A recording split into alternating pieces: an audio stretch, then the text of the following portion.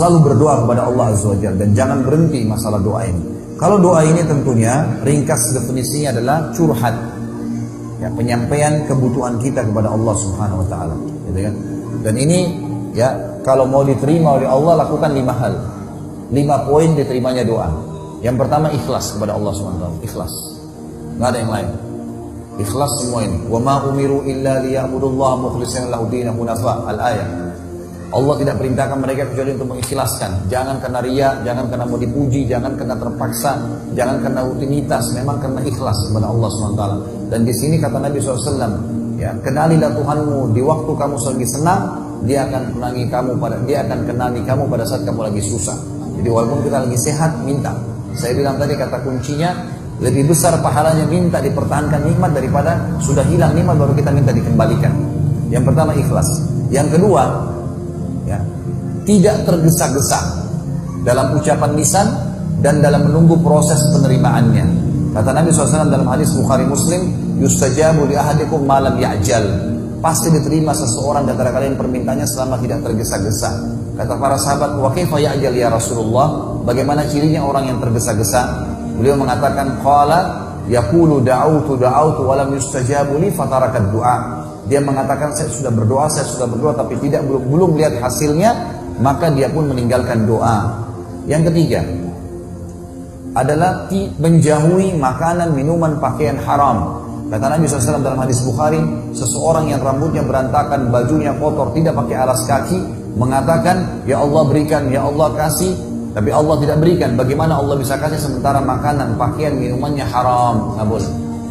Yang keempat, tidak meminta yang haram. Dia sendiri tidak minta yang haram, ya, dan tidak berdoa di tempat yang haram. Ini yang keempat. Jadi misal tidak bisa orang bilang ya Allah berikan saya rezeki karena saya mau berzina, misal, atau dia ya meminta di tempat-tempat yang haram, syirik, meminta-minta kepada jenazah yang sudah mati di pohon yang dianggap keramat, ini semua tidak diterima oleh Allah Subhanahu wa taala. Kalaupun ada yang datang kepada dia itu bukan hasil doanya, tapi rezeki yang sudah tercatat untuknya tadi. Jadi tidak ada hubungannya sama perbuatan syiriknya. Dan yang terakhir, yang kelima, maksimalkan waktu diijabahnya doa. Ada antara azan dan iqamah, sepertiga malam, pada saat hujan turun, musafir, ya.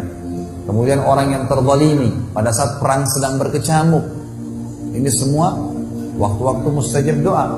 Orang-orang yang sedang haji di Masy'aril Haram, di Arafah, Nabi SAW berdoa dari habis asar sampai terbenam matahari. Ini semua waktu-waktu yang memang digunakan untuk berdoa kepada Allah Subhanahu wa taala. Alhamdulillah wassalatu wassalamu ala Rasulillah. Cuma itu saja. Tahmid dan salawat langsung sampaikan. Ya Allah, zat yang pemberi rezeki, berikanlah rezeki kepadaku. Ya Allah, zat yang penyembuh, sembuhkan penyakitku. Ya Allah, karuniakan keturunan. Ya Allah, ya Allah, ya Allah. Dan kata Nabi SAW, kalau Allah mendengar doa yang indah dari seorang hamba, bagus sekali. Wahai zat yang telah menciptakan langit dan bumi, zat yang maha kuat, zat yang maha perkasa. Puji Allah teman-teman sekalian. Puji Allah, tanamkan itu dalam hati supaya imannya bertambah. Sebagian ulama salaf kalau berdoa di malam hari sujud, dia mengatakan, ya Allah, zat yang mengizinkan aku meletakkan dahiku di tanah, zat yang mengizinkan aku menghirup udara, oksigen sehingga aku bisa bernafas, zat yang memudahkan lisanku mengeluarkan kalimat-kalimat ini, zat yang memudahkan aku untuk berdoa dan dia menjanjikan untukku jawaban. Puji Allah Subhanahu wa taala untuk menambah keimanan dalam hati kita. Ya Allah, sebagaimana Engkau izinkan aku sujud di malam ini, aku mengucapkan doa-doa ini, kabulkanlah permintaanku. Ya Allah, kalau aku sakit sembuhkan, kalau aku lagi miskin kayakan, kalau aku lagi butuh penuhi, seterusnya. Banyak orang teman-teman sekalian tidak memahami masalah ini. Kata Nabi SAW, kalau Allah mendengar doa indah dari seorang hamba, Allah sengaja menerlambatkan jawabannya. Jadi bukan Allah nggak kasih. Bapak Ibu jangan berhenti berdoa.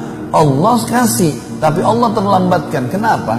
Kata Nabi SAW, agar hamba tersebut tetap dalam doanya. Bayangkan kalau kita lagi sakit, muji Allah, lalu kita mengatakan, ya Allah sembuhin. Sembuhin tiba-tiba. Tiba-tiba sembuh. Masih berdoa kan? Tapi coba kalau Allah tunda 2 hari, 3 hari, seminggu, setahun. Teman-teman ini yang sudah rajin berdoa tapi belum Allah kasih, teman-teman sekalian. Yakinlah sebuah hadis Nabi. Kata Nabi SAW, tidak ada seorang muslim yang berdoa di muka bumi. Hadis sahih riwayat Imam Muslim. kecuali diijabah sama Allah. Hanya saja melalui 3 tahapan.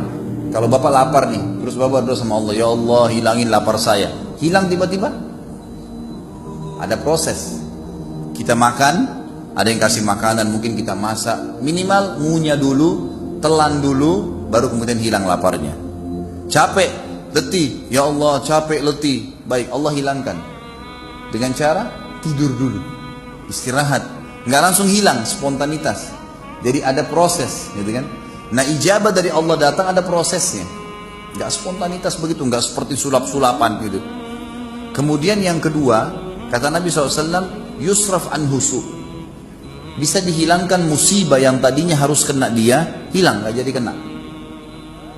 Kita nggak tahu nih, bisa saja mungkin ada sesuatu memang yang akan orang niat jahat, orang niat buruk, Allah Subhanahu wa taala hilangkan musibah itu dengan doanya. Tapi ini tidak lepas dari takdir ya. Allah sudah tahu nih pada waktu itu nanti ada orang yang mau niat jahat sama dia, ada yang mau bakar ininya, ada yang mau curi barangnya, tapi Allah hilangkan karena Allah tahu pada saat itu dia sudah berdoa, misal seperti itu. Dan yang ketiga, Allah simpankan yang akan panen, dan dia akan panen dalam bentuk pahala yang banyak pada hari kiamat. Jadi tidak ada yang hilang. Akan datang beberapa orang pada hari kiamat nanti diberikan pahala bergunung-gunung. Lalu mereka berkata kepada para malaikat yang memberikan, dari mana nih? Kami kayaknya nggak tahu pahala apa ini. Kata para malaikat, ini pahala doa-doa kalian yang belum kalian lihat ijabahnya di dunia. Maka pada saat itu mereka semuanya berharap kalau semua doa mereka di dunia belum dikasih di dunia, agar mereka panen dalam bentuk pahala. Jadi jangan pernah bosan berdoa, nggak masalah.